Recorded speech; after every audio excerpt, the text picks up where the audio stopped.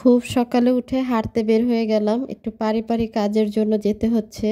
আমি তো সকালে উঠে গেছি। তো চিন্তা করলাম যে আগে আসি, তারপরে আপনাদের সাথে ব্লগটা শেয়ার করব। তো ঘুরে আসি। খুব সকালবেলা নাস্তা করে বের হয়ে গেলাম। তো যাই হোক, আইসা চা খাবো। তো চলেন, যে কথা সেই কাজ। আসসালামু আলাইকুম। আপনারা কেমন আছেন? আশা করি ভালো আছেন। আমিও খুব ভালো আছি। খুব সকালবেলা হাঁটতে চলে গেলাম। একটু পারিবারিক কাজ ছিল যা আমার সাথে বলছিলাম। তো যাই হোক, তো সেখান থেকে ঘুরে আসলাম। আইসা একটু চা খাবো। এই যে চার পানিটা বসায় দিছি।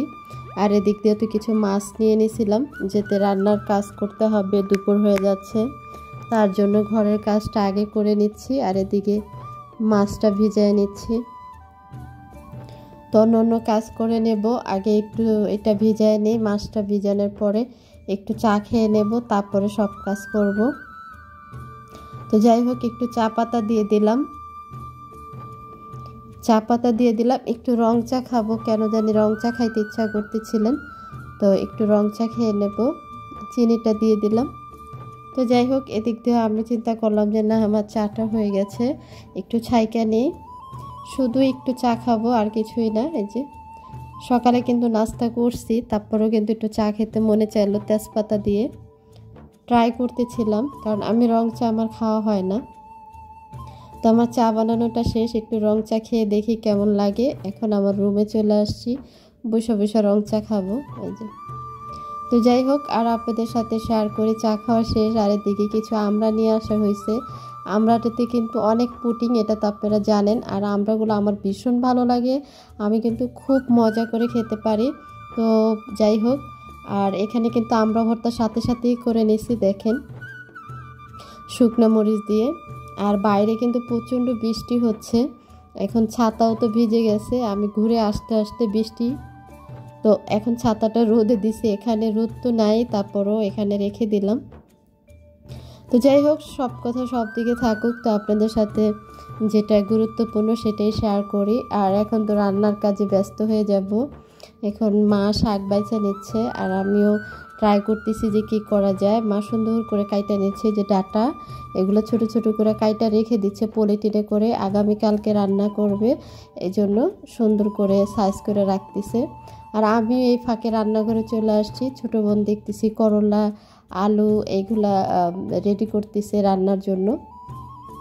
তো এখানে একটু লবণ দিয়ে নিছে, যাতে তিতা না লাগে, কারণ করলা তো আপনারা জানেন যে প্রচণ্ড তিতা থাকে। একটু লবণ দিয়ে ধুইলে আর ওই তিতাটা থাকে না। তো আমাদের কাছে ভালোই লাগে, খারাপ না, এভাবে রান্না করলে তিতা লাগে না। তো যাই হোক, করলাটা আপনাদের সাথে শেয়ার করব। এই যে সব কিছু রেডি করলো, এখানে পটলও ধুয়ে নিল। আর আমি তো একদম নাসুরবান্দা, সব কিছু রেডি হয়ে গেছে, আর আমি আসছি বাটার জন্য। এখানে নিয়ে নিয়েছি রসুন, মরিচ, পেঁয়াজ, সব কিছু একসাথে ভাজা নিয়েছি, যে দেখেন। আর লবণ দিয়ে শুটকি ভর্তা করতেছিলাম। তো আমি এই যে দেখেন শুটকির রেসিপিটা কীভাবে তৈরি করি। এখন শুটকিটা এই যে খুব নিমিষ করে বাইটা নিতে হবে, না হলে কিন্তু এটার ভিতরে কাটা থাকে, এই জন্য আমি একদম নিমিষ করে বাইটা নিচ্ছি।